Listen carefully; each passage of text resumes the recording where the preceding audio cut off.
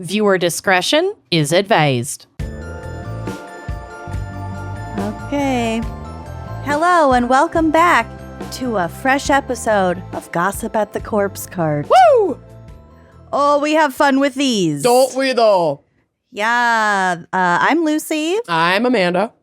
And we're gonna come at you this month with some stupid headlines that were sent in by you. Mm-hmm. Some coven confessions. That were sent in by you.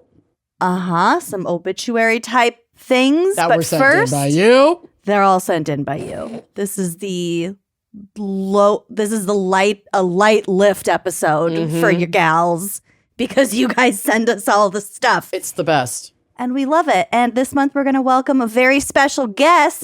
Please welcome Trevin from Live, Laugh, Larceny. Hell yeah. Hello. Thanks for having me on. I was not expecting the claps. Holy shit. This is in front of a live audience if you didn't Yeah, Damn. know that. Don't get I'm canceled. so nervous now. Don't get canceled. Just kidding. Welcome. We're so glad you're here. Yes, thank you for having me on. This has been a dream for so long. Shout out to my friends Jess and Meredith both, who are big fans of yours and who said I could never be here in the chair. Well, I'm just kidding. They said I could. You're really showing those bitches, let me tell you what. You're in the chair. You're in it. Let's see Thank if you you. survive it. Just kidding. You're going to do great. This is, we are not Low stakes. high stakes over here. No. That's what makes it so fun. Yes. It's we do have fun over here. Oh my We're God. all about don't low we? stakes at our show too, so yes, please. Okay, you know what one of my favorite things is like obviously your show is great, but your social media presence, like y'all go off in the comments in the funniest fucking ways. It just keeps me so happy. Love your comments. Oh, thank you. Yeah, Every that's time I get an alert that's like Live, Laugh, Larceny commented on your post, I'm like, stop everything. They're Yeah, so we're- funny. We're a couple of reply guys over here. We I just like love to jump it. in and say stuff. Oh my Reply, God. guys. That's a podcast. Is that is that not a podcast? Just jumping in and saying stuff? The podcast? Oh yeah, definitely. That's all. Yeah. I'm obsessed. I love it. So tell us a little bit about your show. I mean, I know that we've had one of your co-hosts on before, so people should be fairly familiar with you, but we want to hear it from you. What do you Sure. think? Talk So shit. you had my Amanda on a while ago, and so I am the host of Live, Laugh, Larceny, one of the hosts. Amanda and I, Amanda is a big true crime fan, and I'm not so much. I'm more of a fan of like improv comedy, and just like Comedy Bang Bang was my main favorite podcast. I love that. My first podcast was that. And so, but then I also heard Radio Rental for the first time and loved the sound effects in that. And I said, Amanda said, let's do a true crime, because Amanda used to have a talk show. It was a mom, like a mom talk show. And I was the Will Mom Talk survive this? mom talk did not survive. That's why I'm here. So I was the producer on that, and then that didn't work out. And so I jumped in and said, well, let's do like a Radio Rental thing, but I want to take true crime stories that are really stupid and I want to make them sound extremely serious. I love it. And so we took, it started as a thing where I did all my own original music for the first like 100 episodes. And then after that, I was like, I'm done recording music. Yeah. So now we use the stock stuff, but it was supposed to be just like a so bad it's funny sort of thing. It was going to be cheesy music, just a sound effect here and there that really wasn't funny. But after 4.5 years, I've actually just gotten better at sound design. So now yeah. I do the full on, like sometimes we build entire scenes. Amanda and I do reenactments as the characters and voices. And it's overboard now, but I'm it's obsessed. so much fun. I love so it. Fun. It's like a cool crossover of like Forensic reminds me Files meets. it kind of reminds me of Ghost Wax a little bit too. Oh, But like yeah. obviously way lighter. Well, yeah. Ghost Wax is like horror anthology, but yeah, it's so fun. It's such a clever approach to true crime. And I also love that like people who dabble in true crime but don't really want the really heavy shit can really enjoy your show and still stay up to date on some pretty interesting true crime stories. So Oh yeah, you do definitely. great work. Thank you so much. Yeah, we try to keep the feelings light, but we can still like cover heavy topics like adults, but we don't Like, but we don't need to talk about like murder and stuff like that. That's going to make us feel like really sad when we're trying to go to bed. Right. Right. I fell asleep last night watching episodes of what's that show on HBO? It's called like I would live with Evil a Lives monster. Here? Evil Lives Here. Yeah. I love that show. Oh, it's so traumatizing. It is, but it's good to fall asleep to. Yeah, because it's a quick bite, but the trauma is heavy. The storytelling. My It gosh. reminds me a lot of one of my favorite shows of all time, I Survived, where it's very heavy on like the victim or survivor's story. And there's a little bit of reenactment peppered in, but I feel like they do it pretty tastefully and not too heavy-handed. But yeah, I watched an episode last night about like the guy who threw his ex-wife off of a balcony like in front of their child and like stabbed her a bunch of times and she still survived. It's like I am not resilient enough. No. And this is right before bed? Oh yeah. Yeah. I turned that off, rolled over and fell asleep.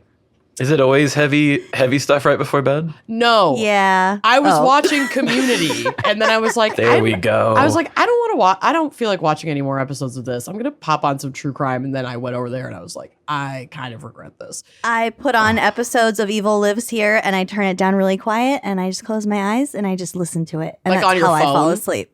Yes, on my phone. Oh my god, that's That's so I sweet. use it as a drift to sleep podcast. I do have to skip the intro music though. It's so fucking creepy. it is very creepy. It's the creepiest intro music of any show. I have to skip it. yeah. I Well, love I've been that. doing Love it. comedy Trevin, before you'd love bed. it. I don't do heavy before bed anymore. Yeah, I get it. That was a young man's game, you know?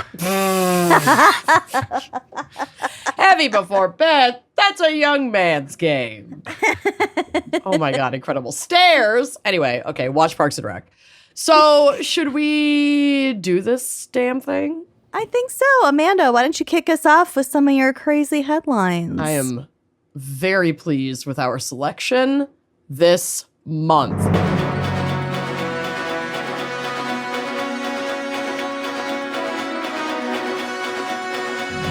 Y'all really showed up. It was actually really funny because I was like I was keeping an eye on the email because it's our fucking job to do so. But I suddenly, like 2 days ago, got an influx of funny headline emails. And I was like, oh, something happened. Something happened. And it did, and we'll get to it. But first, I have one that I actually saved from, I think I couldn't fit it last month, so I had to put it in today. And I just want to start by saying that this person has my vote. This is from WTRF.com. Ohio mayor runs over and breaks leg of man convicted of sexual battery. Okay. Surveillance video shows an Ohio mayor, Wesley Dingus, I Perfect. love Mayor Dingus, running over Anthony Ward with a red car, breaking his leg. And I have watched the video, and it is intense. It's very clear he's trying to run this man over. And at first glance, it would be like, wow, that's really fucked up. We should not do that. And you know what? Maybe some will say, even when they find out that the guy is accused of sexual battery, we should not run over him with our car. I get But it. did he witness it? Well, let's get to it. So Yeah. Dingus is the mayor of Butler, Ohio. Quote, Ward's left leg got caught in the wheel well and was sucked under the car where his left leg was run over. According to the Belleville police chief, John Fletcher. Ward is convicted, so yeah, he did do it, of sexual battery and wanted for violating parole. Fletcher told news outlets that Dingus saw Ward in the passenger seat of a car, followed the car while calling the police department. So he's like, hey, we know about this guy. He's a known sexual predator. He's violating his parole. He's out where he shouldn't be. I'm in the car. I'm following him. Come fucking get your boy, right? Seems Ward, a little extrajudicial. I mean, yes, it does. But if we're going to be extrajudicial, I guess do it to the rapists is all I'm saying. So he just recognized him and then just started following him? Like, this guy knows his city. Like, holy shit. Let's hope that's why he Yeah. recognized him. Please, Lord. Ward, driven by his grandmother, pulled into a gas station at the same time as the police chief and the mayor. As Ward exited the vehicle, he informed the chief that he was not going back to prison, and a scuffle ensued as he exited. Ward was able to break free from the chief's grip and started to run across the road away from the chief. The chief took chase after Ward was yelling at him to stop following him, basically. Like, don't fucking follow me. After that, police say the mayor hit Ward, so he's trying to stop him. Quote, Ward then slid off and continued to run into what they call Independence Alley, where the red vehicle attempted to prevent Ward from further running and struck Mr. Ward. So it was probably an accident. He was just trying to cut him off. Mayor Dingus told police he struck Ward by accident. Quote, Belleville units interviewed Mayor Dingus at the scene, and officers conducted second interviews with him as well, said this Fletcher police chief guy. Fletcher added, quote, a mayor technically is the top law official in any given town. When asked about the mayor having the authority to arrest a citizen. Are they equally as insured, though? You think cops runs over a guy with his... Cops are barely insured. The taxpayer pays those fucking things out. Insurance doesn't. Okay, well, are they equally as covered? I don't know. Probably. I don't think this mayor is in trouble. He's like, I was trying to stop him with my car. I hit him. Oops. Fletcher says they handled the investigation for transparency reasons. So yeah, this guy's not going to get in trouble for hitting this sexual predator with his car, trying to stop him from fleeing the police. Come on, Dingus. Dingus has my vote, is all I'm saying. You know what? I don't care what any of y'all say. He has it. And I'm standing by it. Give him an inch. Mayor's going to take a mile. Well, we'll have to see. I don't know. It's that mayoral immunity. Mayoral immunity. Yes, exactly. He has qualified mayoral immunity. That's an official act. I'm sure it is. Breaking someone's leg with your car. Uh-huh. Okay, this was the one that blew up the inbox. Blew up the inbox. Probably my most sent headline for this month. And there is a photo on the drive that I find extremely hilarious because, you know what? We'll get to it. The headline reads, teacher arrested for using poop spray in school cost campus more than $50,000 in repairs. Now, when I first read this, I only read the headline and then I was like, I need to understand more. I usually cold read the articles, but I've been skimming because I was like, I love poopery.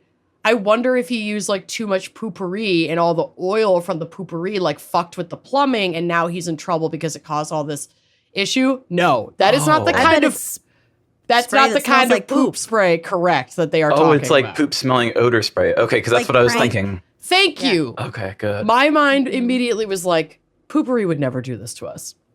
So there is a photo on the drive of said suspect, and he's alone at a table, and he's just so sad looking. He looks exactly like the kind of person who would spray poop spray all over a school. I just can totally picture it.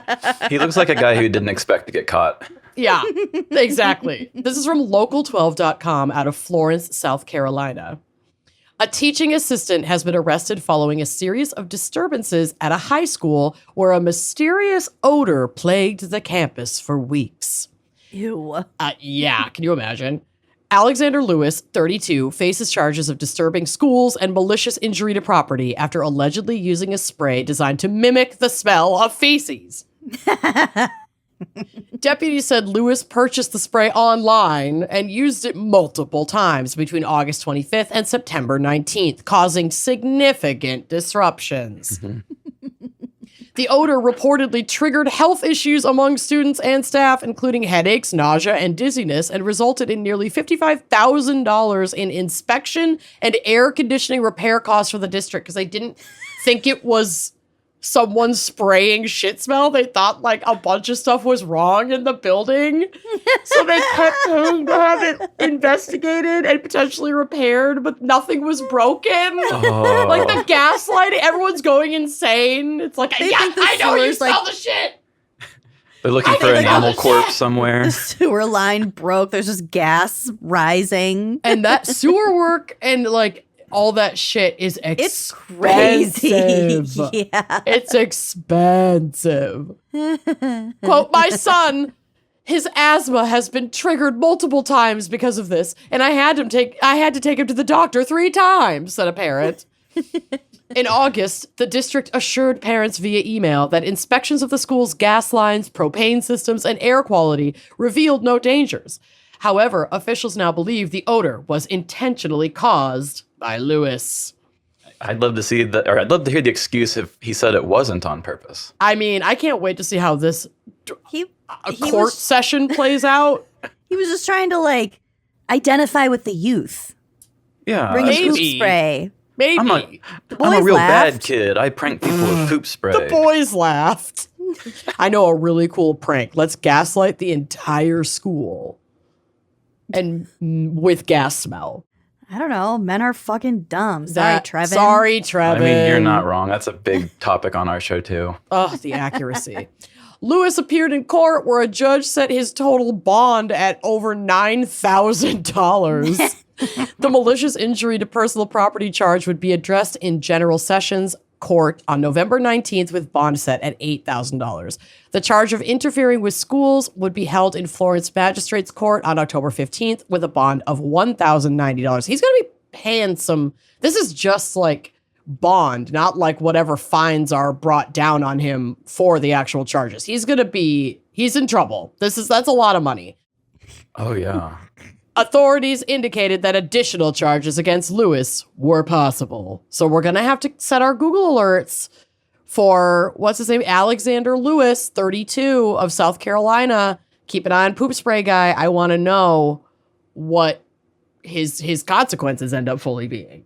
Yeah, I'd like to hear if he maybe comes clean with a motive or something. And I want to know about the Motive. I am the very area curious about or motive. the people, Yes. the community. Like they should be raising a stink as well, right? I see what you did there. I agree. I am very curious about a motive from Mr. Alex. And yeah, I want like a full deep dive documentary on the poop spray guy and like the impact to the community. I want like the parents and the students doing these like hard fucking talking head interviews. Inspectors. I want the inspectors. Couldn't find I want anything the cops. wrong. I want a courtroom drama over his. This is what I want. Somebody provide this for me, please. I'm Every putting that out in the interview would be world. hilarious. Yes, his prison interview. Him sitting at that table with just a piece of paper that you know is like his write-up. charges. Yeah. He's just sitting there like, this is It reminds so me. stupid. How did I get here? It reminds me of those memes of what's his face from the movie Her, where it's just like Joaquin Phoenix looking sad and like alone in like different places with just like his little belly. And I'm just like, honestly, am I chill with this guy terrorizing a school with shit smell? No. But that photo in particular feels both hilarious and also like deeply relatable. Just like sitting looking defeated.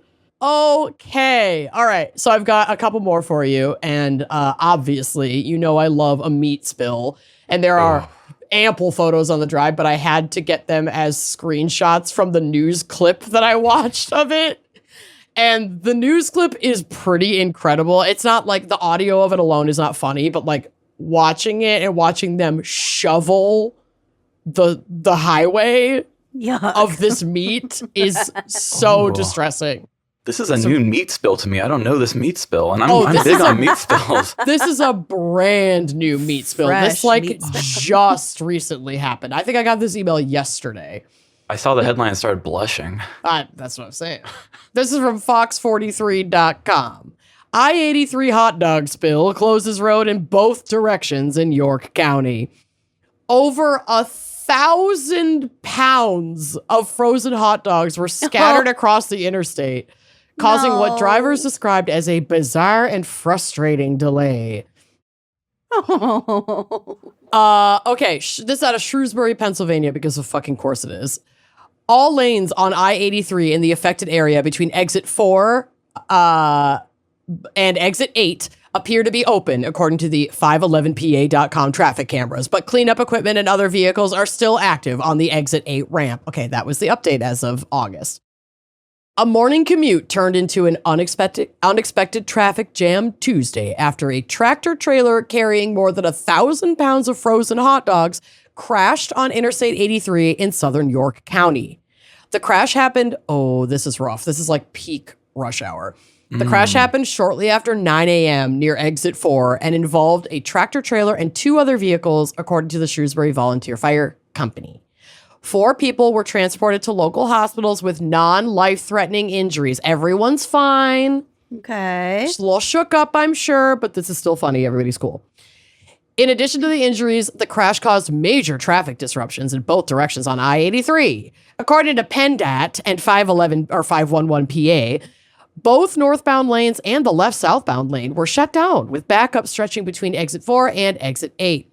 Over 1,000 pounds of hot dogs were scattered across the interstate, causing what Frozen, too. Those are like projectiles. Oh, that could go right through your windshield. Yeah. Frozen dag? Kidding me? It's like a bullet. Oh, that would be so cool to see a frozen hot dog just sticking through a windshield. This is what we need for the next final destination. I don't need a logging truck. I want the frozen hot dog death. That's what I want. Give that Somebody to me. just has like 7 hot dogs sticking out of their face. It's just like a pinhead situation, but it's all fucking frozen hot dogs. Like we're speeding down I-83. Quote, we all came to a dead stop and I was wondering what was going on, said Jake Sitkoski of Shrewsbury. Then I saw some emergency vehicles and hot dogs all over the road. Oh. Cleanup efforts were still underway by late morning. PennDAT officials called in a truck to spread sand across the slick highway, helping prevent further accidents on the greasy pavement. No. As the dags are melting and their like frozen, oily skin is like I leaking didn't even onto think about that. Yeah, all the condensation. Shit's nasty. Quote, I had no other choice but to reverse with everybody else, Emily Randall said from Seven Valleys. Quote, I was sitting in traffic for a good 20 to 30 minutes before I finally made it to Shrewsbury. She's pissed. She's over it. Yeah. Randall, a hairstylist, of course, said that the delay caused her to cancel appointments. Quote, I had to cancel my first 2 appointments. So that was definitely very stressful for my day, Randall said. I love her. Preach. Others struggled. She has places to be. She has places to be. She answered those questions in traffic. Oh my God. Like. There's a still photo in here that is foul. I'm uploading it right now. It's so gross. Okay. I just, knowing now that the dogs like leak grease. Oh, I can't. Yuck. Blah, blah, blah. Quote, others struggled to explain their situation to confused coworkers. People are like calling into work being like, yeah, I'm going to be late. And it's because there's 1,000 fucking million hot dogs on the road right now. Quote, the guys were calling me wondering where I was. Excuse. Again. Didn't your hot dogs already die last month, Carl? It's my other hot dogs. Quote, the guys were calling me wondering where I was, and they didn't really believe it when I told them I stopped because of hot dogs on the interstate. My mom's hot dog. My mom's hot dogs. The center median was also damaged in the crash, contributing to extended lane closures. According to PennDAT, the road was expected to be fully reopened by 2 p.m. Tuesday. As for the hot dogs, officials say they've been disposed of. Though for many caught in traffic, the image of thousands of frozen franks scattered across I-83 is something they won't forget anytime soon. Damn. But raccoons in that area are going to live it up. The photos are genuinely buck. It's so many hot dogs. So many. Yeah, It's just really scattered. gross. Oh, here, this one's really gnarly too. Just all over the highway. Shit's nasty. I bet PennDOT was like, oh, it's employee appreciation. Here's your guys' free lunch. Here's your free hot dogs. Hot dog party. Ew. 10-second rule. Doesn't count if they're frozen. I'm still thinking about how slippery those things are. Like Mario Kart should come up with a new thing instead of those bananas. Just throw some hot dogs out there. There's a super skill where you could drop 1,000 frozen hot dogs behind your opponent. Okay. Extra slippery dogs. Next up, Greasy because, dogs. it's October, so we've got to have like some Halloween costume inspo. So if there was a photo on the drive that seemed to stand alone in a strange way and you had no idea what was going on, I'm about to explain it to you. This is from NBCnews.com. Man in scuba gear suspected of robbing Disney Springs restaurant. A photo shared by authorities showed the man in a wetsuit, gloves, and goggles, and what appeared to be a scuba diving hood over his face. What I want to know is, did he have a tank and did he have flippers? I Let's hope so. find out. Authorities in where else? Orlando, Florida, are looking for a man who appeared decked out in scuba gear in connection with a robbery at a popular Disney-owned entertainment area. Look at the fucking photo. It is genuinely terrifying. He's clearly taking out like a camera, like a CCTV camera. I don't like that at all. It looks like an old classic, I don't know, like Swamp Thing sort of horror movie. Like they just kind of did something practical. Yeah. Ugh. It reminds like me the of Navy's first diving suit. the huge The tank. diving bell. Yeah. Oh, it's kind of so Scooby-Doo-ish. gross. Mhm. Oh, it's so creepy. I fucking hate it. Victims told the deputies that a man entered the restaurant, took cash, and left. It was the Paddlefish restaurant. And they were called just after midnight on Monday for a report of a robbery. I think that alarms or cameras, etc., alerted them. I don't think that there was anyone in the restaurant at the time. This incident occurred after the restaurant was closed and there were no patrons present, the sheriff's office said. A photo released by authorities showed a figure wearing goggles, a wetsuit, gloves, and what appeared to be a scuba diving hood. And yes, it is deeply unsettling, this picture. The sheriff's office added that the investigation continues. A representative for Paddlefish declined to comment. Paddlefish is a seafood restaurant on a modern steamboat in the water at Disney Springs, a shopping and dining area in Lake Buena Vista. The entertainment complex, owned and operated by Disney, is a popular tourist attraction because of its proximity to Orlando's theme parks and hotels. I think it's particularly poetic that this individual donned themselves in scuba gear to rob paddlefish on a boat in like a fake lake in Orlando. It's genius. Yeah. Did it not say how much they took? It doesn't say in the article. God, I mean, it just seems like they put so much work. I mean, they had to go through the time learning how to scuba dive, get the scuba diving outfit. I mean, all of this business just to rob. License. I hope it was a big get, you know? Like, this would be a really bad Ocean's 11 for like 10 or like, $120. I feel like Ocean's 11. the certifications for scuba diving were not required for this heist, as it did all take place on land, but the gear is expensive. So I do wonder, is this a clue? Does this narrow it down? Did they buy this specific gear because it's so bizarre and outlandish, and or because it could throw people off because they would be assuming, oh, it's got to be someone who scubas. It's When like, you're in Disney World, there's like weirdos walking around. Like everyone's a character. They're everywhere. yeah, but if I saw that character, I mean, yeah, it's really gross looking. I would not be happy about that. No, I just no, assumed that the outfit, because it says the restaurant is a modern steamboat in the water, I thought that the whole thing was so he could get a really good getaway. Damn it. I thought, so he really just walked in there and then walked back out? That's I fucking believe lame. I know it's a little bit of a letdown. I wish he had scuba'd up to the boat. Also, what the fuck is a modern steamboat? Yeah. Good fucking question. All right, I've got one more for you. And this honestly just kind of made me sad. Oh. But in a funny way. Okay. It's a very Michael Phelps situation that is afoot here, or should I say a hoof. This is from farmanddairy.com. Grand Champion Lamb disqualified at State Fair of West Virginia. And the lamb in question is allegedly photographed on the drive. It's beautiful, but I'm afraid it's going to be performance-enhancing drugs. Funny you should say that. Lewisburg, she's beautiful. West Virginia. A prize-winning lamb at the State Fair of West Virginia has been disqualified after reportedly testing positive for banned substances. Oh shit, I didn't read ahead. No, you totally nailed it. Damn. Fair officials, lamb. Damn lamb. Fair officials confirmed that a routine drug test flagged one of the champion market lambs, triggering an investigation and the animal's removal from competition. What was she taking? What's the lamb's name? They did not release the lamb's identity for her safety, and they also have not She's released. a minor. She's a minor. And they also have not released the substance in question.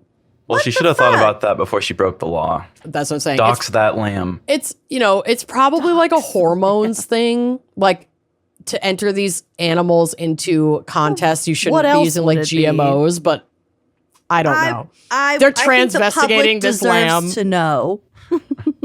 Fuck. Quote, it's standard that we've always drug tested our grand champion and reserve grand champion animals, said Kelly Collins, CEO of the State Fair of West Virginia. We did collect urine samples, and after those samples were taken and sent to the lab, we did receive a positive confirmation on one of the market lambs. The Market Lamb Show was August 9th. In past years, the fair collected blood samples from winning animals, but officials recently switched to urine testing to align with industry standards. Once the lamb's lab results came back, Collins said, the fair notified the exhibitor, the processing facility, and the buyer. Additional testing is underway from another lab at the request of the livestock breeder and the exhibitor. They could not be reached for comment. So I wonder if the exhibitor is like, what the fuck are you claiming you found? I want third-party independent testing. This sounds fucked up.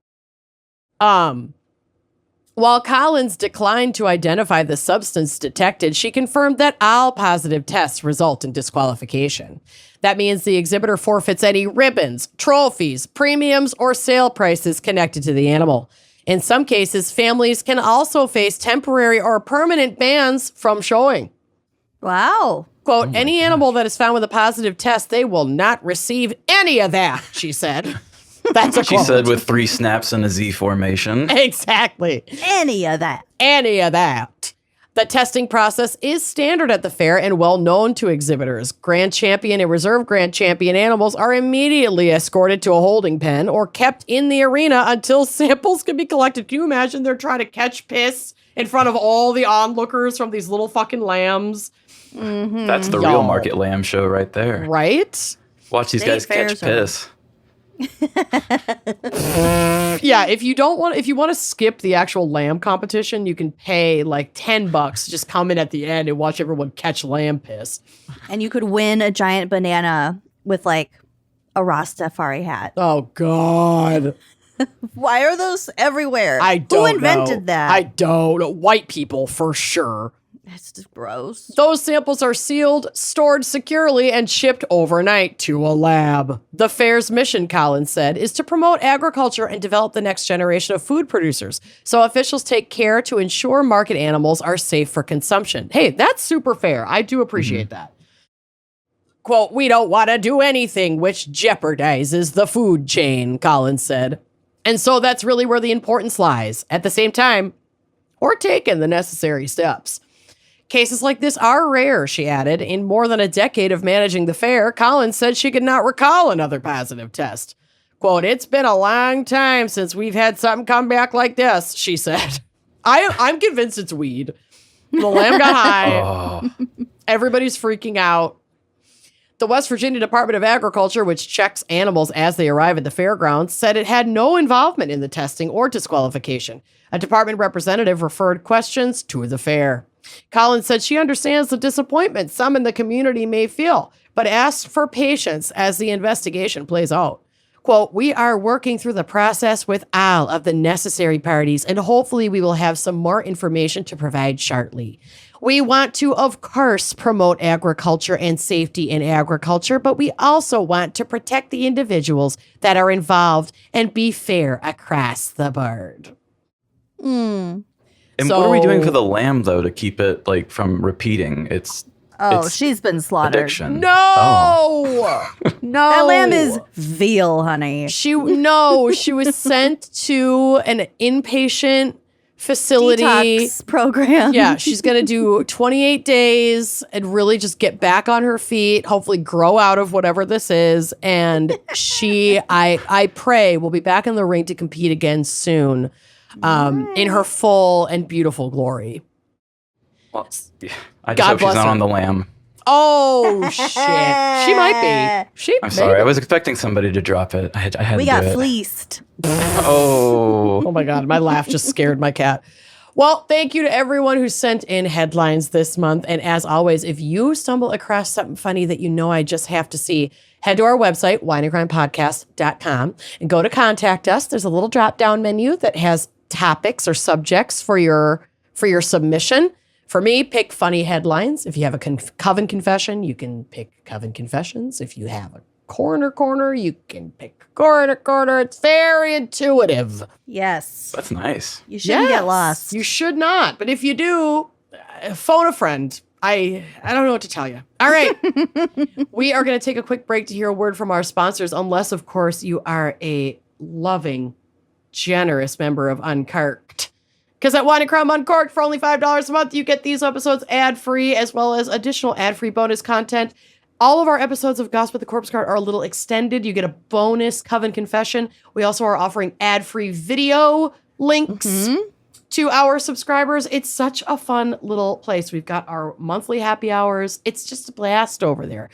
You've got an exclusive merch item that's really fun right now. It's really stinking cute. Very cute. A lot of good stuff. So come join us. Use this ad break to head over to our website, wineandcrimepodcast.com, and check out Uncorked and get signed up. All right. Yeah. We'll be right back. Let's be real. Nobody wants to pay rent. No. It's expensive. It feels like you're throwing money away every month. It just doesn't feel great. But if you have to pay rent, Built makes it worth it. Built is revolutionizing how millions think about paying rent by rewarding their members with points and exclusive benefits around their neighborhood every single month. Yes, by paying rent through Built, you earn flexible points that can be redeemed toward hundreds of hotels and airlines, a future rent payment, your next Lyft ride, and more. But it doesn't stop there. Built is about making your entire neighborhood more rewarding. You can dine out at your favorite local restaurants and earn additional points, get VIP treatment at certain fitness studios, and enjoy exclusive experiences just for Built members every month. Built is turning a monthly expense into an opportunity to earn rewards and discover the best that your neighborhood has to offer. Your rent is finally working for you. Earn points on rent and around your neighborhood wherever you call home by going to joinbuilt.com/gals. That's JOINBILT.com/gals. Make sure to use our URL so they know we sent you.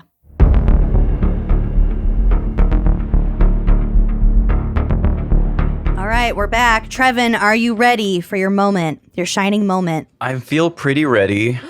I also feel like pitching for your guys' like next tour. I think you should have a little petting zoo and then have guys pay them to catch the piss before every show. That would be a really cool opener. I wonder if for our that would be a cool opener. I wonder if for our Kansas City show we could find some local piss catchers and their lambs and have them come in and do a little opener for us.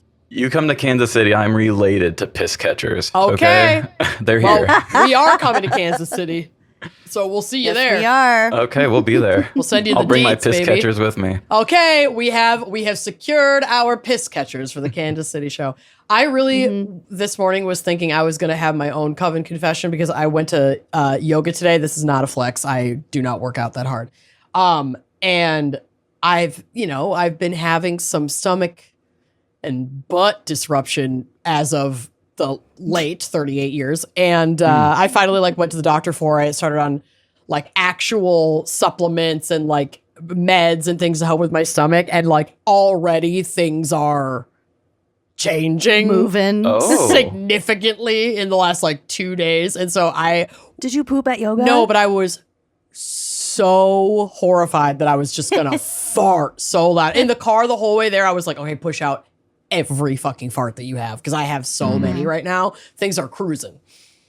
But I didn't. I love the poor car, it's always the catch-all after every social situation. That girl is shell-shocked. She's seen everything. Everything. She's my closest confidant. I've crashed out in there so many times. I've slightly pissed myself. I've a little bit shit myself. I clean it. But That's good. Throw up. Oh, I vomited in there so many times. So many times. Anyway, you want to ride? Anyway. Don't bring a black light. Oh, God, do not. All right, take it away. Please know that, as I'm sure you know, because you have interacted with the show before, our producer pulls these, so we have no idea what they say. You have no idea what they say, but she is a terrifying sleuth. And so she tries to find confessions that are curated for the guest. So if you're feeling personally attacked or feeling like you have some sort of bizarre connection to what you are talking about, know that is intentional. and that she could easily work for the FBI. Oh my gosh. I need to meet this person who's been wearing my skin that I didn't know about. You do. Yeah. She's incredible. Shout out Andrea. Wow. God bless her. So yeah, bring it on.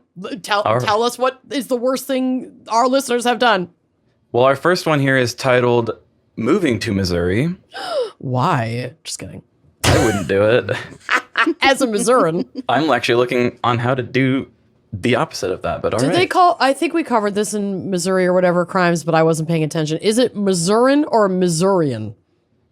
I believe it's Missourian. That's what I think how I've always wanted to say it, but that feels wrong. But a lot people in Missouri say Missouri a lot of the time, Exactly. so it doesn't matter. Yeah, Missourian.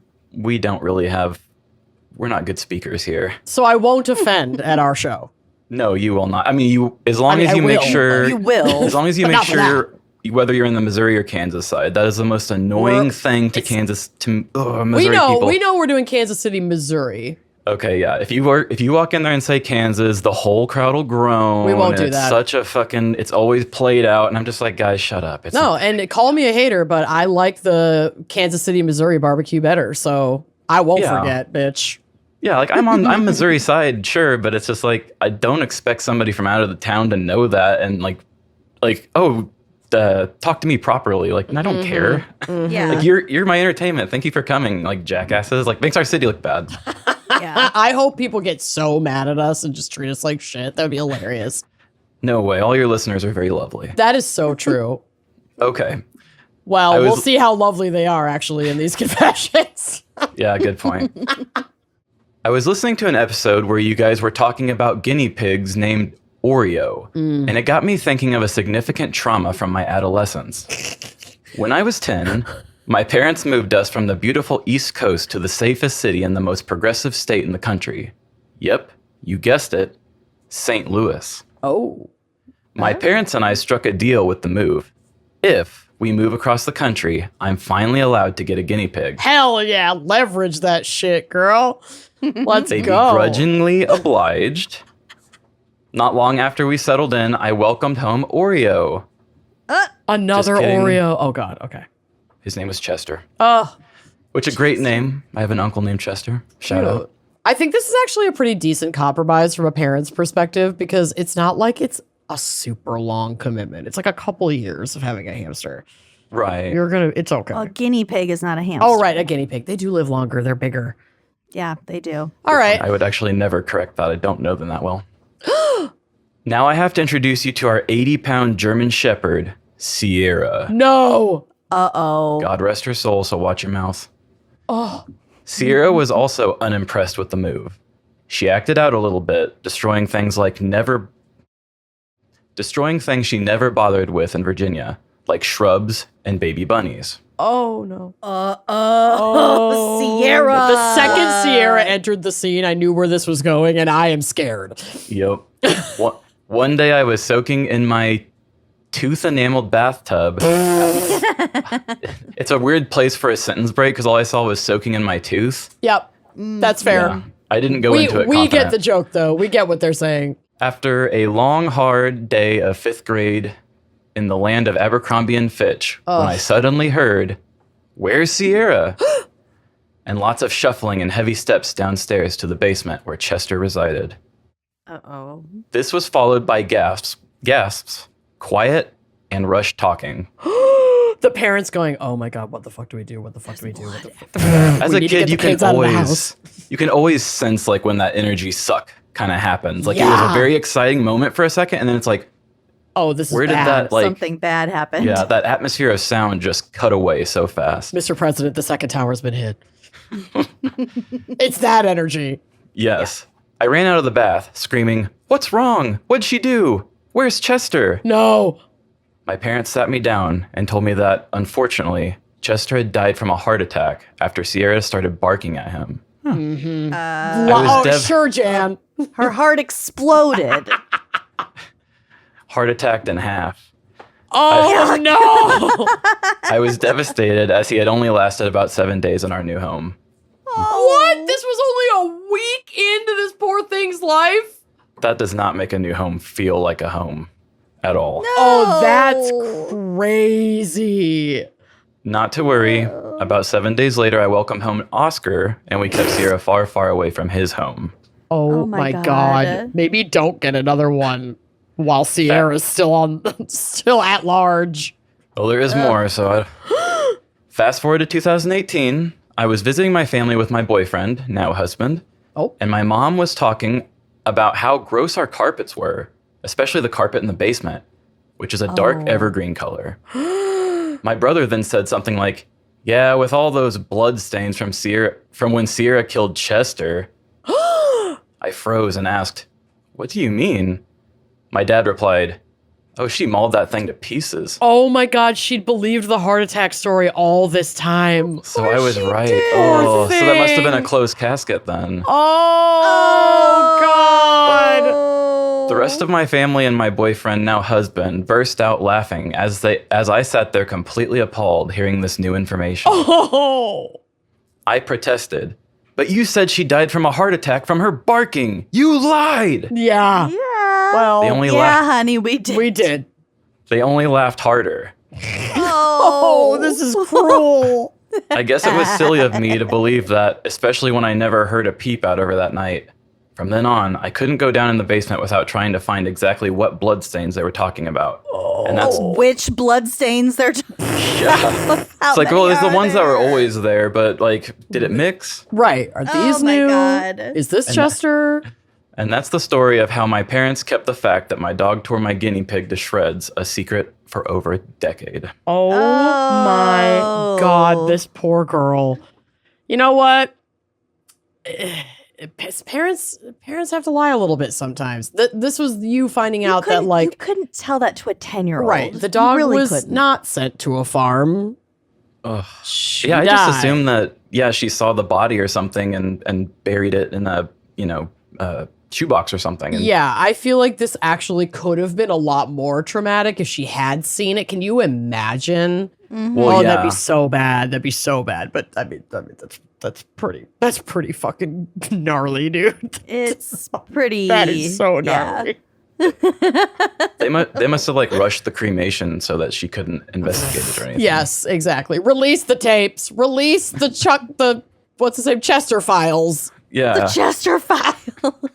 We always buried my rats in soup cans. Oh, that's cute. Kind of stuck Is them in there. Well, it's Little interesting Campbell's at least. tomato soup cans. Yeah, aesthetically, it was nice. Yeah. Huh. All right. Huh. My wife accidentally bought Ziploc bags that are like this small. Like they're perfect for like putting weed in, but Yep. I don't need them for that. And I needed them for sandwiches. And so the other That day wasn't gonna work.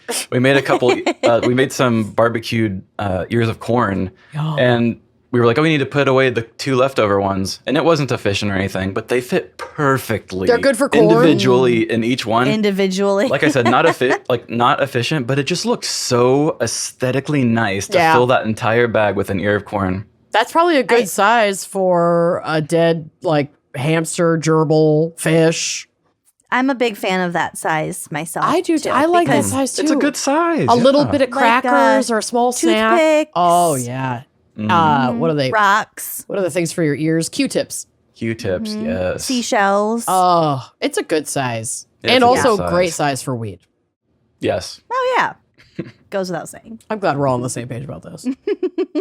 So for our next one, and is this coming out in the beginning of October?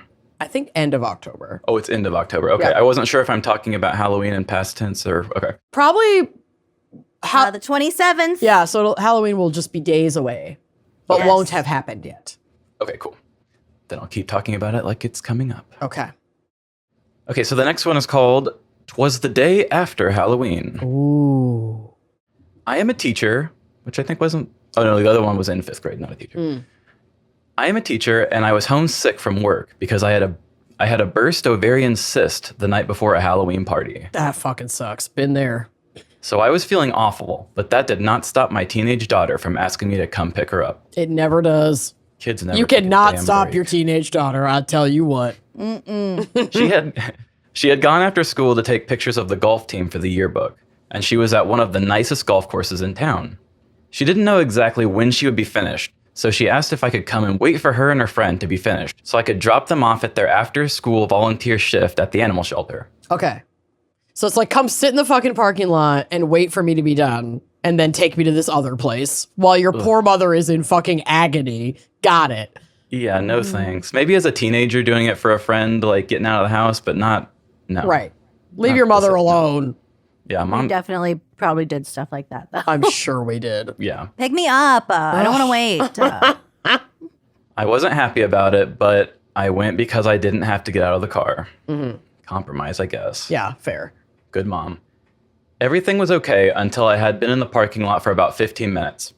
All of a sudden, I had a horrifically bad urge to poop. Yep. Uh-oh. You know how sometimes you can ignore that feeling and it will go away for a bit? Yup. Well, Not one of those times. not when you already have diarrhea from a burst ovarian cyst. Yeah. Yeah. The menstrual shits are cuckoo bananas. It's a Yeah, wild time. That's something I learned after dating women. I didn't know that was a thing. You poor people. I know. It sucks.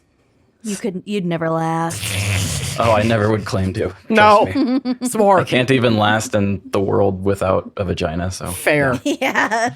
So there I am in my car, using Lamaze breathing, trying to convince myself that I don't really have to poop. I've don't been here. I don't feel like I can get out of the car and go into the country club because of the way I am dressed. Oh my God. So I held on until it was an emergency. I knew the girls would be finished really soon, so I had to do something. I had a huge Sonic cup with a lid. So I climbed on my back seat and took an enormous liquid crap into the cup. Oh, girl. Oh my God. Oh my God. There Just were- go in the country club. They've got a lobby. Go in the country club. And if anyone tries to stop you for dress code, just tell them I'm about to shit my pants and run. Yeah, there were Shame out the window, but like enough shame not to poop in the cup. no trash cans in the parking lot. I also had to wipe my ass with Windex wipes. At least you had, I mean, ouch, but at least you had something, anything. Yeah, it's like ugh. When I finished, need to restock my emergency glove compartment napkins, like immediately after hearing this. Oh my God. when I finished, I realized that my whole car smelled like diarrhea.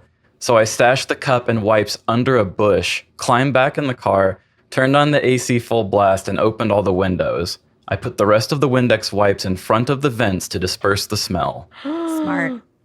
About 2 minutes later, the girls were headed toward the car. I tried to remain calm as they got in the back seat. My daughter said, quote, "It is really weird that at this nice country club there is trash in the bushes." It was all I could do not to die of laughter or embarrassment. It was definitely not my finest hour. I told her this story when I picked her up from volunteering, and she loved it way too much. Oh my God. She brings it up all the time, anytime she thinks I might need to be brought down a peg or two. Oh, what a relationship with your kid. Don't tell your teenage daughter that. Oh, Just, give her the most, devastating ammo to fucking hurt you with. That's that is the brave. bad thing about it. Like, you want to tell somebody about it right away, but it's just like you almost want to keep it in, but really nobody in your immediate circle should have that fuel. Oh, no, I would spill the beans. I would spill the cup immediately. I wouldn't tell anyone for a little while, at least till I showered. There needs to be distance between the event and being able to laugh. Not for me. I'd be FaceTiming you. I'd be sending voice messages to the group chat on the way home. You will not Well, you believe wouldn't what I have just resorted did. to the cup. No, I would have gone into the country club. I don't care what I look like. I'm not shitting in a cup in my car. It's not happening. No. The ingenuity of the Windex wipes on the vents. I'm really impressed. And the Forensic girls didn't ingenuity. notice. Yeah. Yeah, I was really thinking it was going to be a quote of like, God, for a nice country club, this place smells like shit. Yeah, that's what I was Like expecting. poop spray. Oh, God. Who sprayed poop spray around here? smells like smells like Mr. Anderson in here. Oh, no. And he's still sitting alone at his table. Oh, poor guy. This would have had a nice subtitle, One Mom, One Cup, as well. Oh, which it is a would title. have. It would have. Get it, Mom. All right, our next one is called This Song's For You. Let me set the scene. Ooh, this one starts right with a scene. Oh. I like this. Okay. The music department at my high school. Hi, Amanda. It's me. Hello. I set this in myself. Was a very close community where the majority of people were dating or hooking up in one form or the other. Correct. So here comes the confession. I had been dating an individual. Let's call him Blowin. For a whopping 6 weeks. Is that an inside joke for you guys, or is that Whenever we change someone's name slightly in a story, we just add a B somewhere stupid. To make them like anonymous. You'd but be like, Blevin. Okay. I saw the word. Blortney. I saw blow, and I was like, "Is this some sort of like a hint for something coming up later?" Okay. Nope. It's just a really bad way of hiding someone's name. Okay. Great. Blashley. Flash. Blamanda. Okay. Now I get it now. Oh, it's perfect. The day after Valentine's Day, he dumped me for another girl What a dick. who was also in the music department. Oh. It's always that way. Mm-hmm. Yeah. I immediately called my equally dark and twisty ex BFF to come pick me up so I could give him back all the stuff he gave me. I imagine she's just got tattoos and drives a big ass van. Hell yeah. She's terrifying. I got in the car with the birthday gifts, a teddy bear, and a friendship bracelet his cousin made for me. That's good. Bring up another person that's involved yeah. in the situation. Yeah. Always a good connector. Yes. Makes them remember where they're fucked up. They're fucking up here. Plus the flowers and chocolate he had given me the day before for Valentine's Day. Crazy work to give flowers and chocolate on Valentine's Day and then dump her the next day. That is nuts. Yeah, if you know you're kind of close to that stupid. point, just save the money. Right? Yeah. And on their part, keep the chocolate. Exactly. Don't give back the chocolate. Without any questions or concerns from my ex-BFF whatsoever, we took one bite out of every single chocolate, and I cut up the bracelet and teddy bear. Okay, there we go. Now, I really did a number on the bear. I slashed at its heart, sliced it open all along the crotch, Drama and king. and made a sizable incision across the neck. Oh, Oh. shit. Right in the neck. When we got to Blowin's house, my ex-BFF turns off her headlights, and I creep up to his front door like a goddamn Ninja Turtle. Okay, this person's speaking my language. I'm obsessed. Ninja Turtle. Shout out Donatello if you're listening. I cut He is. up to the flowers and left all of the maimed gifts in a lovely, disturbing display. I rang the doorbell and ran. When my ex-BFF saw me running across Blowin's yard, she turned on the headlights and blasted the cued song, Hot Girl Summer, Oh. which begins with the heartwarming lyrics, "Fuck you and you and you." Mm-hmm. I leaped into the car and we sped off into the night. Incredible. This sounds good so far. Love Yeah, it. I'm sad this is their ex-BFF because that's a good friend in that moment. Yeah, it feels like a ride or die almost. Mm-hmm. When I got to the school on Monday, I found out, through the music department grapevine, of course, how freaked out Blowin had gotten because the poor boy was home alone at the time and was scared shitless. I did feel a smidge bad, but also that mother trucker dumped me the day after Valentine's Day. Yeah. So I still am proud of what I did. Also, grow up. It's clearly all the stuff you gave to your ex. It's not like it's that much of a fucking mystery what message is being sent here. Yeah, if you can see what Calm the stuff down. is, just be like, oh, I know who did this. Done. Exactly. And then go back to bed. Get Maybe over he is yourself. afraid she's going to come whip his ass or something. I don't These know. music department pussies can't take a prank. Yeah. Maybe he's afraid of the friend. Oh, that's a good point. If he knows she's They're gonna riding come with beat that me up. friend, the tattooed, van driver. Of our imagination, we actually have no idea what they Good look for like, but sure. I mean, she sounds scary. If she's gonna go do this on a whim, I'm into it. and she has to play the music too, like that was all her idea. That's a wild card. Queued up. Plus, the music Cinematic. department community took my side. So Duh. really, who was I to care? The main takeaway I want to pass along to this amazing community of listeners you have is that the vast majority of high school relationships are truly just practice for when your young brain fully develops and you can have mature relationships, hopefully. Mm-hmm. So go have fun, fuck whoever you want, Correct. while being safe and always having and giving enthusiastic consent. Yep. Be kind and learn from all the mistakes you are inevitably going to make. Mm-hmm. Okay, I love this listener and their voice and their like they're coming. They're Their bringing words in of wisdom. Yeah, they're coming back with a theme to it and something we can learn from this. Mm-hmm. Talking about Ninja Turtles, like you should be a listener of my show. Like I have to make Come on everything down. have a theme at the end. Like everything has to have a deeper meaning. Please. I love it. But yes, this person really speaks to me. I love their whole story. Well done. All right. Well, that is the end of our regular listener confessions. But if you are an Uncorked subscriber, you get a little extended version of your Gossip at the Corpse Cart episode, and we have a bonus confession for you. So run and sign up right now if you want to hear this bonus confession. And if you're already signed up, bring it on. Let's hear it. All right. And this bonus confession, bonus. Boneless confession. Ooh. Yum. Now I want wings. Right? Yo, crispy chicken on a salad. I'd do it 2 nights in a row if I were you. Yeah, that's why I made extra. Yeah. Oh, yeah. And let's take another quick break to hear a word from our sponsors and then finish out this episode with Lucy's Coroner Corner. It's gonna be a good one. I'm excited. Okay, welcome back, Lucy.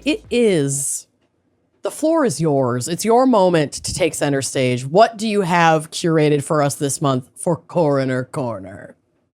Okay, I have 2 stories, kind of like 2.5. They're a little long, but they're both Okay. very nice. Lock in. They're nice. We'll end on a good note here. All right. God. So this first one was sent in by Mitzi. Hi, Mitzi. Mhm. Love the name Mitzi. Adorable. This is from People magazine. North Dakota newspaper columnist Marilyn Haggerty, who took the internet by a storm with a glowing 2012 review of her local Olive Garden, has died. No. She was 99. Oh my God. Good for her. Holy shit. Old people love Olive Garden. That was one of the few restaurants that Grandma Helen was like down to eat at by the time she hit. That's why I said you're going to love this story. This is She had amazing. a lot of time to perfect her palate for Italian and just to find all of the words. So I bet that 2012 interview knocked people's socks off. Like, I I'm get sure. why it took the internet by storm. Oh, I'm excited. Fuck yeah, Marilyn. We'll get to the review. Yes. Oh, okay. Her daughter, Gail Haggerty, said that the journalist died on Tuesday, September 16th from complications related to a stroke. Oh, sweet girl. Haggerty is survived by her daughter, Gail, son, James, Bob Haggerty, and 8 grandchildren. Wow. Her late husband, Jack Haggerty, died in 1997, and her daughter, Carol K. Haggerty Werner, died in 2011. Wow. She's been through it. Carol. Born in K. Pierre, South Dakota. It's Pier. They pronounce it Pier. It's very frustrating. Oh. Pierre, South Dakota. The capital. Yep. Haggerty quickly entered the journalism world, writing city briefs for the Pierre Capital Journal as a teenager, according to her obituary on legacy.com. Wow. She used her journalism degree from the University of South Dakota to work at Aberdeen American News and KFYR Radio in North Dakota, then taking some time off to raise her children. Good for her. Haggerty worked for the Grand Forks Herald for nearly 70 years. Holy shit. Whoa. Yeah. She covered local eateries in her restaurant column, Eat Beat, Love that name. Okay. the Eat Beat, and wrote about lifestyle news until 2024, which, by the way, she was 98 years old when she stopped writing I love her lifestyle and food column. I love my that one of God. her last gifts to the world was an Olive Garden review. She's in a Well, that's from 2012. Oh, it's quite okay. old. Wow. Well, That she's was her an like icon. greatest hit. Yeah. Damn. Her last article, in fact, published on October 26, 2024, described the, quote, delightful autumn in Grand Forks. Cute. From University of North Dakota's upcoming hockey game to speculation about when to expect the season's first snowfall. Wow. But her neighborhood culinary prowess reached a global scale with a review shared on March 7th, 2012. Buckle up. I'm so excited. And this escalates so quickly, you're not ready. I don't even know what direction I'm going yet. up. I don't know where baby. I'm going, but I'm gay. All I know is my stomach's in knots. Yep. From all that chicken Alfredo. Yum. So I many mean, if I was breadsticks. at Olive Garden, for sure, my stomach would be hurting the next day. My friend has a recipe for like the Olive Garden salad where the dressing like requires mayonnaise. And every time I eat at her house, I'm like, we need Olive Garden salad. And she's like, don't worry, I'm making it.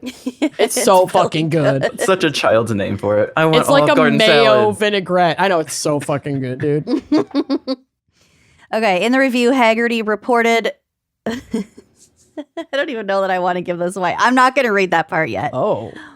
Okay, so her interview, the article skyrocketed, making national news and inviting online trolls to comment on her work. The late Anthony Bourdain publicly came to Haggerty's defense as soon as one day after her viral story was published, posting, quote, very much enjoying watching internet sensation Marilyn Haggerty triumph over the snarkologist, myself included. Oh my God. What a shout out. Yeah. He tweeted it with her article. Oh. He later wrote that, quote, Marilyn Haggerty's years of reviews represented a history of dining that too few of us from the coasts have seen. Oh.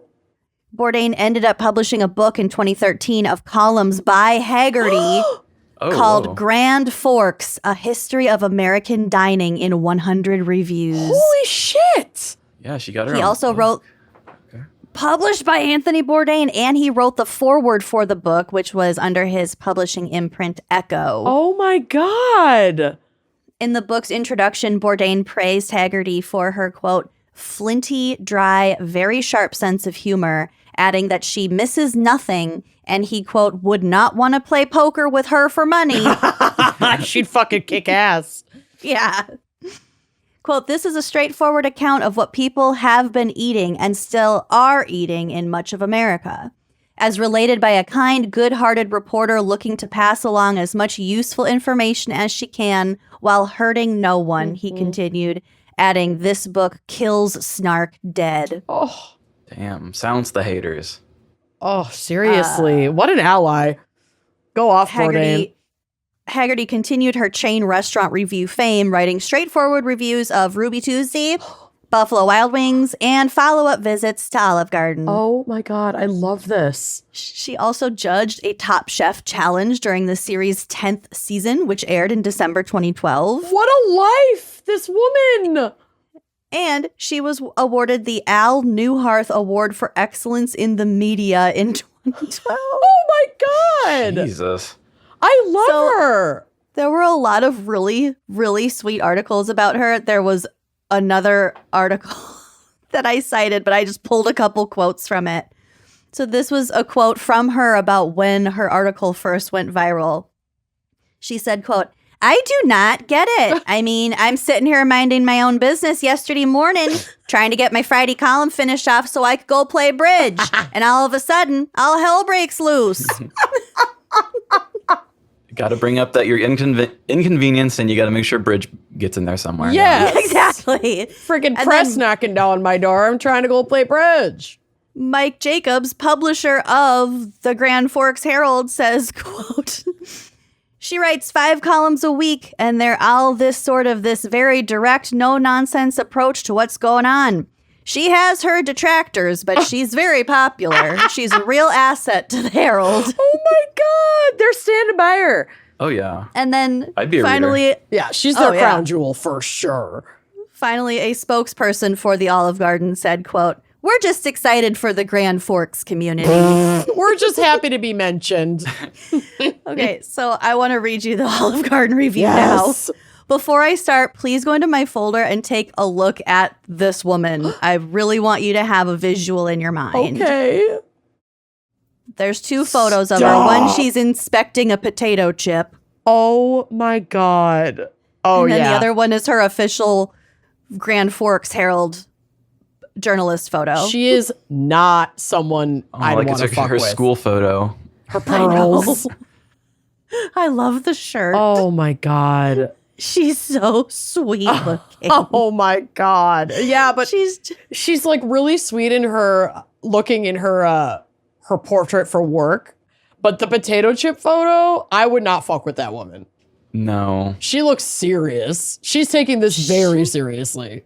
Yes, she reviews food and restaurants in I love Central her. North Dakota. I feel love like her. she'd be a great person to talk to and learn a little from, but I would walk on eggshells to not Correct. do anything embarrassing or make myself look stupid. Correct. Well, I want to read you her article, Okay. and then you can make up your own mind. Well, before you go to it, I do just want to say I was making jokes thinking that this was just a cute lady who wrote a article that went viral once for a small town.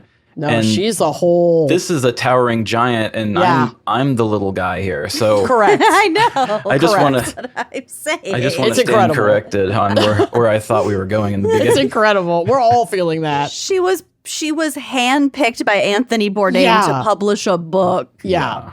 She's a fucking icon. We could never. Okay, here is her review.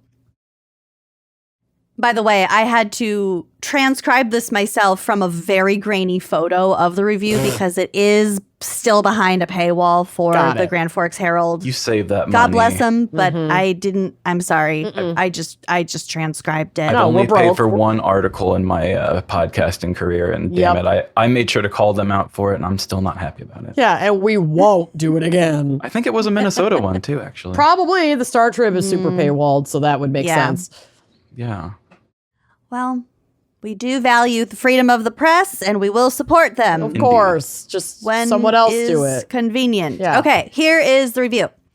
After a lengthy wait for Olive Garden to open in Grand Forks, the lines were long in February. The novelty is slowly wearing off, but the steady following attests the warm welcome. My first visit to Olive Garden was during mid-afternoon, so I could be sure to get in. After a late breakfast, I figured a late lunch would be fashionable. The place is impressive. It's fashioned in Tuscan farmhouse style with a welcoming entryway. There is seating for those who are waiting. My booth was near the kitchen, and I watched the waiters in white shirts, ties, black trousers, and aprons adorned with gold-colored towels. They were busy at midday, punching in orders and carrying out bread and pasta. It had been a few years since I ate at the older Olive Garden in Fargo, so I studied the two manageable menus offering appetizers, soups and salads, grilled sandwiches, pizza, classic dishes, chicken and seafood, and filled pastas. The best section of the menu is the filled pastas section. I thought you were just going to say the best sex. And just stop there talking also about the that. Olive Garden. Best It's sex with in my life. filled pasta. Yes. Always with filled pasta. It can fill filled Dr. pasta can fill Filled. my pasta, you know. That's what I'm saying. Fill my cannoli. Yum. At length, I asked my server what she would recommend. She suggested the chicken Alfredo, and I went with that. Instead of the raspberry lemonade she suggested, I drank water. She first brought me the familiar Olive Garden salad bowl with crisp greens, peppers, onion rings, and yes, several black olives. Yum. Along with it came a plate with 2 long, warm breadsticks. Yes. The chicken Alfredo, $10.95, was warm and comforting on a cold day.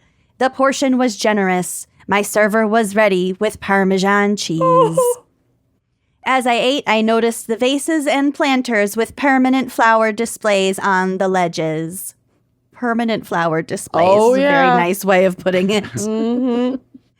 There are several dining areas with arched doorways, and there is a fireplace that adds warmth to the decor.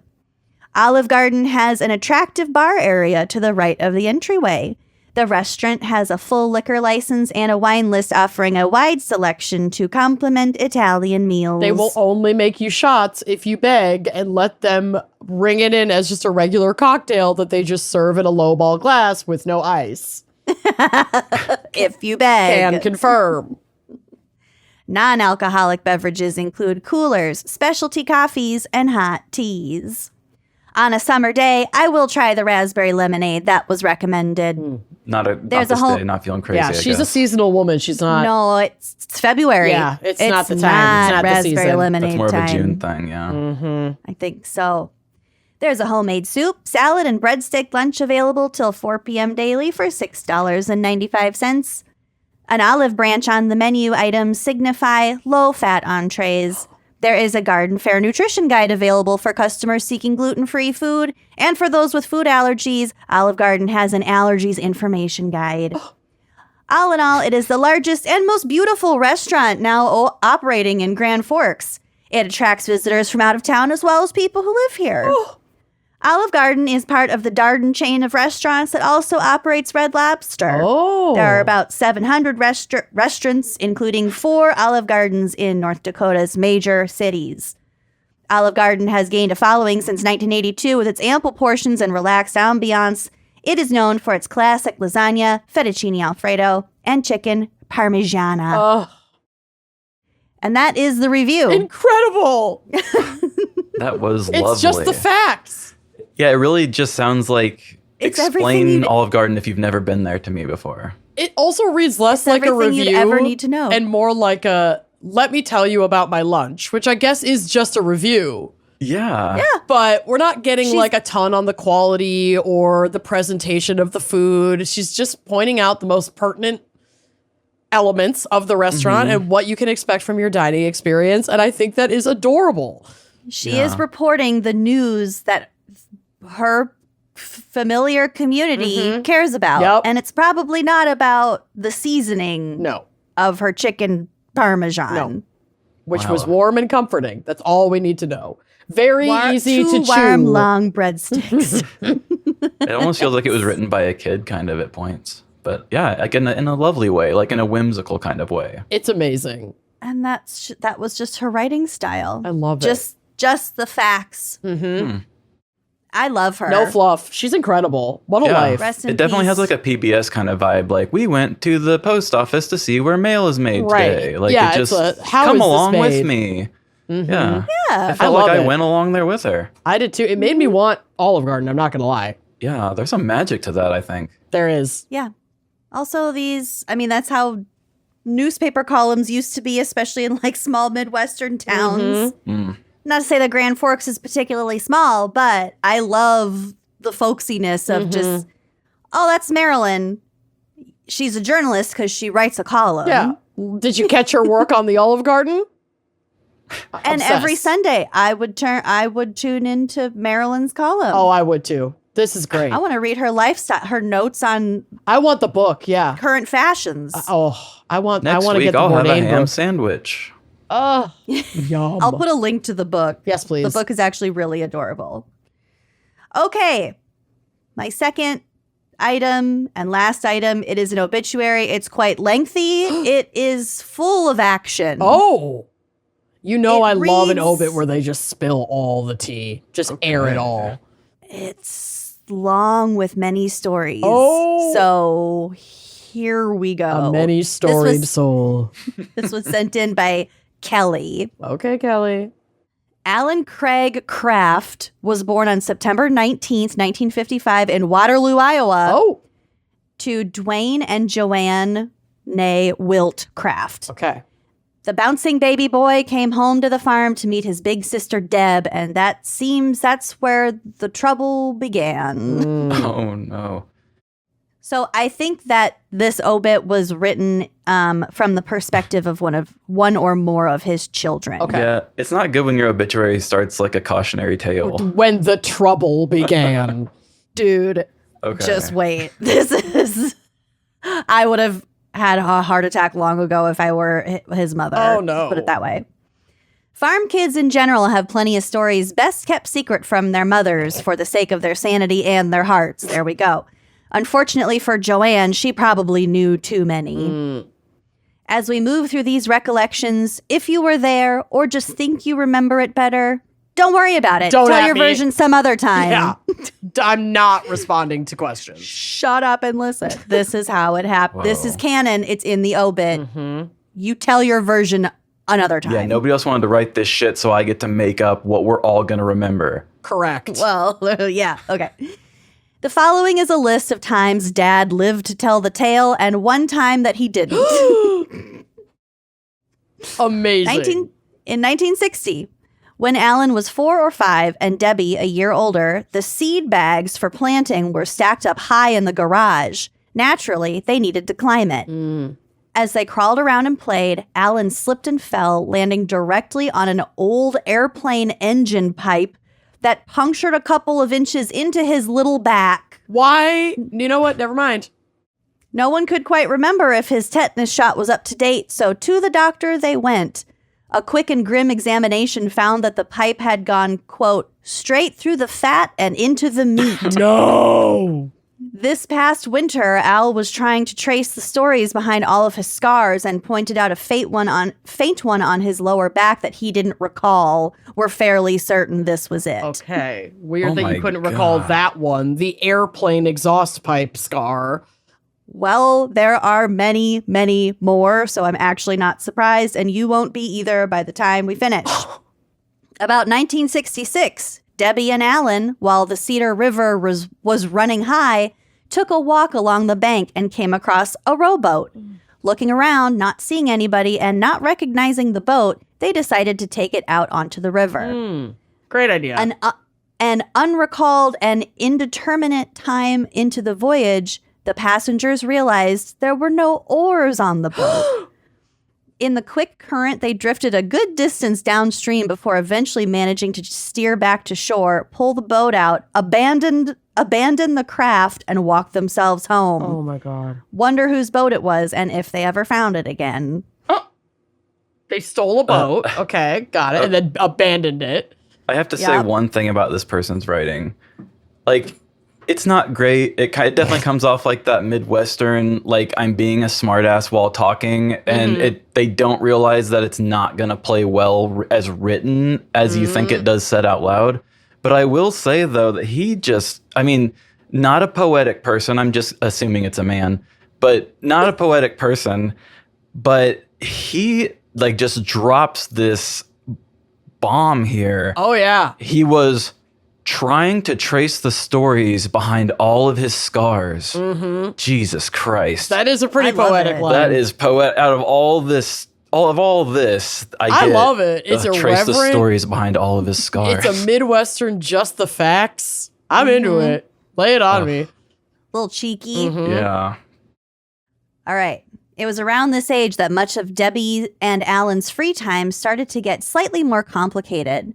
That's about when their little sister Angie got into the action, tagging along with the big kids. We figured the adventures slowed down with little Angie at their side, but maybe the three of them just got sneakier about it. Oh, God. Or better at keeping things quiet. Mm. In 1968, around the age of 13, Alan was running the field cultivator near his home as a storm rolled in. Standing on the platform of the John Deere A, he heard a sharp sizzle of lightning and felt a sudden slap on the back of the head. He got fucking next- struck by lightning? The next thing he knew, he had one foot on the platform and one on the axle and no idea how he'd gotten that way. Regardless, he hopped down and ran for the shop. Did he get struck or did it just strike really close? For some, an experience like this might lead to more caution during thunderstorms and eventually plenty of warnings to one's kids, but we literally just heard this story 2 days ago. That's fucking incredible. And that's not because that's how he died, right? No. No, there's more. There's way more. Yeah, I don't think we're This even man close. lives a Oh, yeah, full duh. This life. is 1968. Okay. Wow. Throughout his teen years, it seems it was just one thing after another. When Alan was 14, he had to make hay while the sun shined, and apparently also when he was coming down with the measles, because when they brought his lunch to the field, the poor guy was covered in spots. Oh, no. Around 16, there was the time he had the backhoe on some uneven ground. Exact location is up for debate, but it tipped on him. He was able to jump out the high side as it went over. Jesus Christ. Oh my God, it's like some Fast and Furious shit, like jumping off the bus as it's falling over a cliff. Yeah. And yet another time after, quote, really not feeling well for a couple days, he finally ended up at the hospital and left without his appendix. Oh.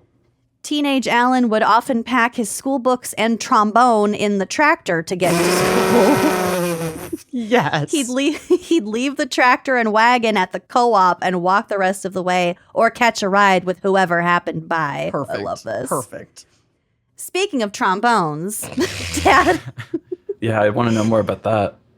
Dad was totally in a band in high school, and by all accounts, they were really very good. The band's most famous performance took place in the baskets of a Ferris wheel over the streets of LaPorte City. What? There was another show, though, with a smaller audience that had a more lasting impact. In 1972, the band was called the Brass Addicts. Incredible. Oh, they were like the bad boy trombones. Bad boy band nerds. Yep. The Brass Addicts were hired to play a high school grad party just outside of town. Ooh, greasers. First paid gig. It was there that the graduate's younger sister, Joyce Shelton, first laid eyes on Alan. Young Alan and Joyce crossed paths once or twice more over the years, but it was in the summer of 1975, while home from his first year at Iowa State and cruising the Strip, that Alan leaned out the window of his Torino to chat with Joyce in her Volkswagen. Oh. You want to go to a dance? Oh, I don't think I'm dressed for it. You look great. Talk about foreshadowing. There are probably still a few people out there who haven't seen Joyce and Alan dance together, but not many. Oh my God. I assume they ended up getting married.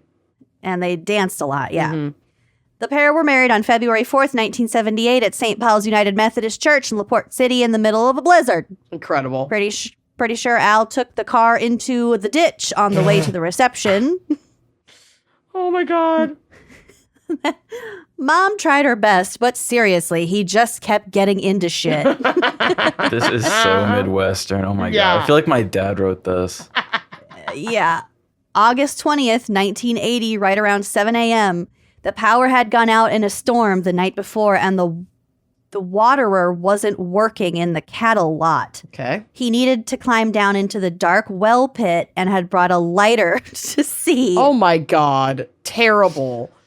Methane gas from the cattle lot had sunk into the pit, and when the lighter lit, the gas exploded. Oh. He was able to climb up and out of the pit, somehow crossed the manure-filled lot, got over the barbed wire fence to his pickup, losing fluids from the burns all over his arms. Oh my God, dude. He made it to the nearest neighbor's door, and an ambulance was called.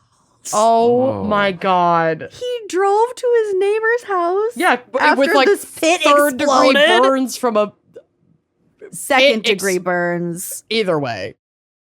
He was losing fluids. Dad. This is a long, detailed story for an obituary. I thought this would be more of something you save. Like, usually isn't the obituary what you use to bring the people in, then you hit them with the story, like when they're in the building? Hey, no. More people need to know. I mean, I'm not against this existing. I'm glad it's here, but... This is amazing. Yeah. The obituaries are what last. Mm-hmm. Yeah.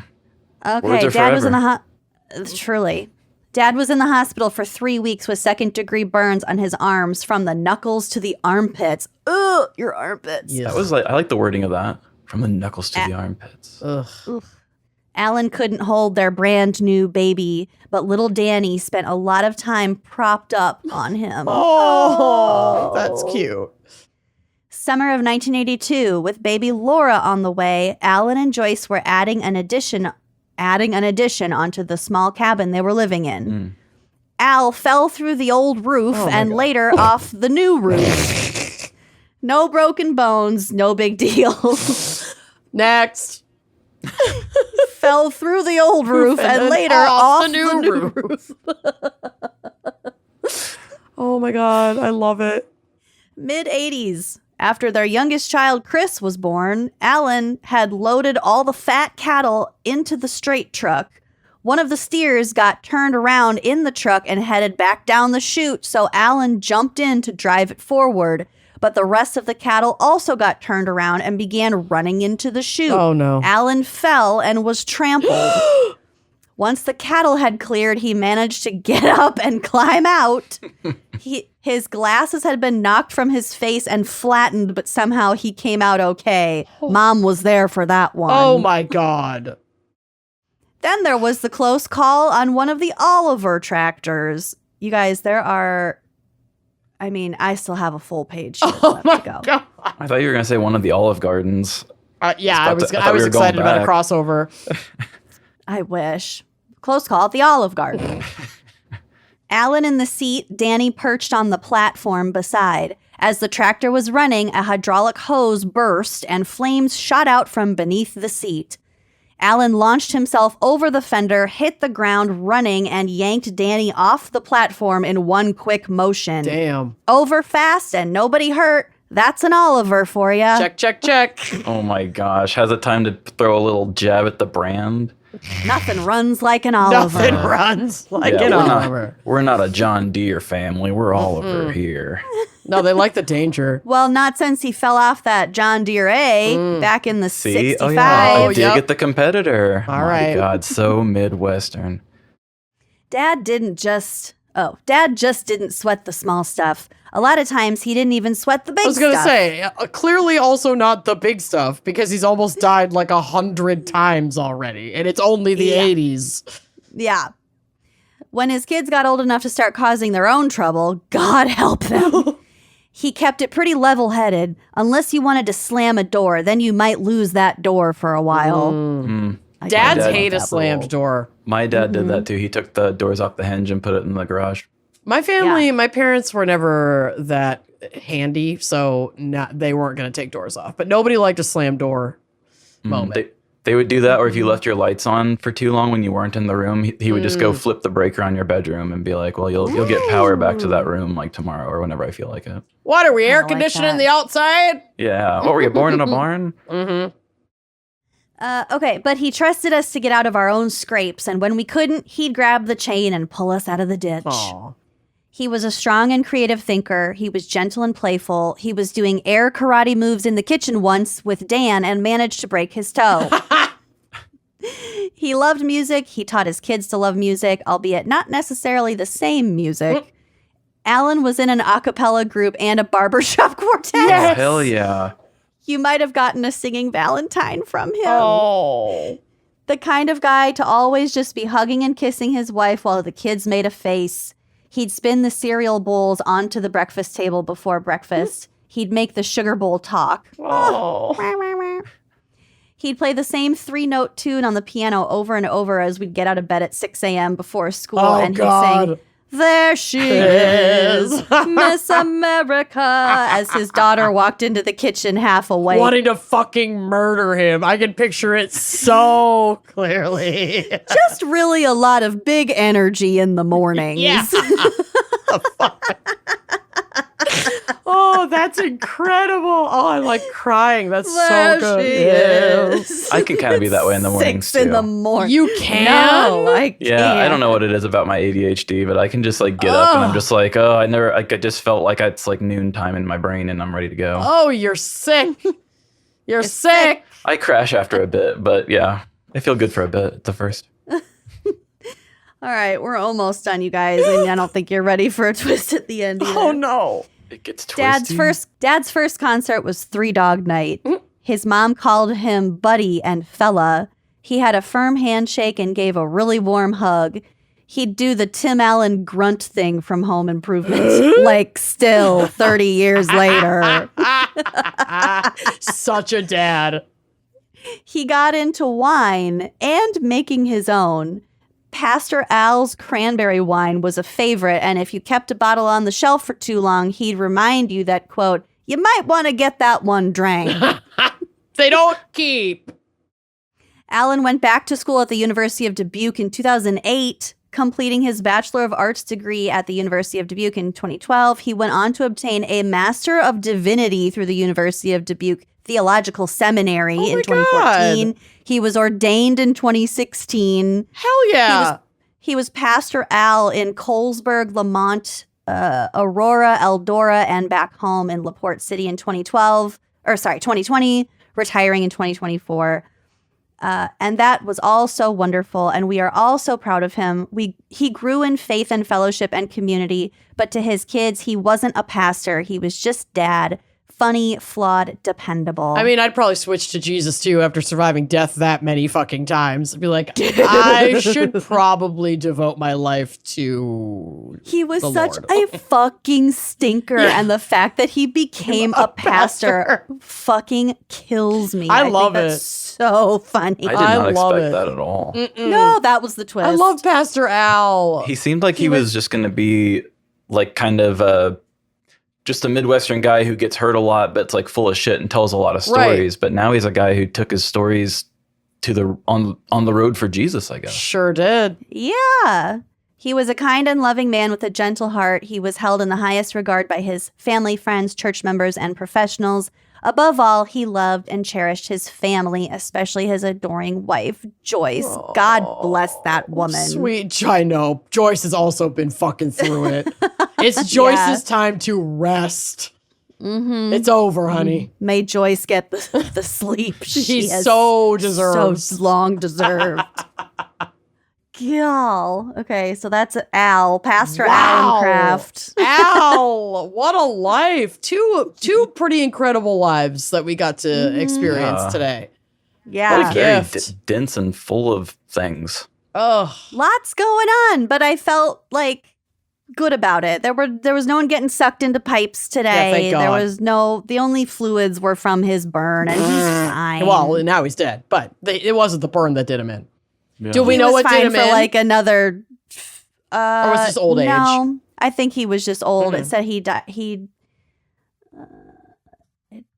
It Because it doesn't says say. in one story of when he didn't, so I thought we'd get a good death story, but I guess not. Oh, well, I mean, the last paragraph starts with Alan died in the afternoon of Friday, August 8th, 2025, and then lists all of the wonderful people that He he survived by. by. Okay. All right. Yeah, so. I love it. R.I.P. Alan. Or Pastor Al. And Marilyn. And Marilyn.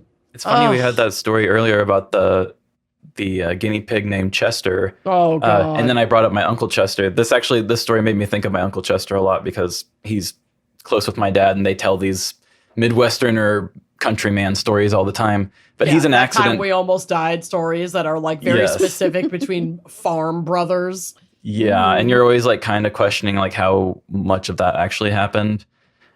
Yeah, that's exactly the relationship. But he's an accident prone guy. And I mean, he's in his like 60s somewhere now, but about 15 years ago, he was getting a like double wide house delivered onto his property. And I don't know what happened, but somehow they were doing something and he was under it. And the house like shifted off of the platforms it was on or whatever. And Honey, no. it landed The house fell on on him. like one of the like bottom wheel things or something landed on his actual forearm. And he had to sit there for a long time with his entire house on his arm. And we were all like not sure what happened because he was just up the road from us. We heard the police and everything. And a little bit later, they actually had to have a helicopter come and life flight him out once they got the house out from off him. He had to sit there for a while with an entire house laying on him. Yeah. What? A whole double wide. That's one of those Holy shit. accident And he prone- lived? Did Oh, he yeah. keep his arm? Kept the arm too. Whoa. I can't even remember how bad his scar is now at this point. That man needs to do a scar audit. Yeah. Because you might not hear about some kind of plane propeller. Yes. Humble. Get the scar audit now before he's dead. Yes. So that you can write the good viral obit. Yeah. And Actually, also my so you dad can, like, would learn about probably your family write or it, and whatever. it'd probably be like that, actually. Well, get your dad's scar count too, because if his brother's doing it, he was probably doing it too. No, he was home. The house got delivered on him. Oh my god. Your dad was Delivered on him? Your dad was in the house that got delivered on him. Reading the newspaper. Yeah, in a rocking Whoa, chair. What was that? Yeah, I still don't know how the story even unfolded, Slow but down, yeah, boys. because I mean, my dad got his house delivered as well, and it got delivered on his basement just fine. I don't know how you get your house delivered and then somehow it gets pushed over and your arm is underneath the wheel of it. But Yeah, we need more information for the next time you're on. I will be seeing my dad this Sunday, so I'll see. Yeah, please ask him and then follow up with us because we need to know. Okay, I'll do it. Oh my God. But thank you so much for joining us this month, Trevin. Trevin. Oh, this thank you was for having me. great. Do you want to Tell the people where they can find you. You can find me with my podcast, Live, Laugh, Larceny, wherever you find podcasts. We're on social media. I believe most of them are at Live Laugh Larceny Podcast. I'm on Instagram at Trevin_FM. And yeah, that's pretty much it for us. We do TikTok too, but it's just all the short stuff. They're fabulous. Great. Give them a follow. Give them a listen. You'll love it. You'll love please it. do. I put a lot of work into the sound design of those things. They probably Yes, you do. Each episode's probably about 12 hours of work. Damn. Yeah, it's a labor of love, but God, it's entertaining. Yeah, it feels good to do. Good. Yeah. Well, thank you, listeners, for listening. And as always, send in your funny headlines, your coroner corners, Your coven your confessions, the worst thing you've ever done. And join us on Uncorked so you can hear all that and then a little more without ads. Mm-hmm. All right. Well, thanks for joining us, and we'll see you next month. Bye-bye. See ya. Like what you see? Check out more episodes and become a member to unlock exclusive content. Yeah, don't forget to like, comment, and subscribe. Bye.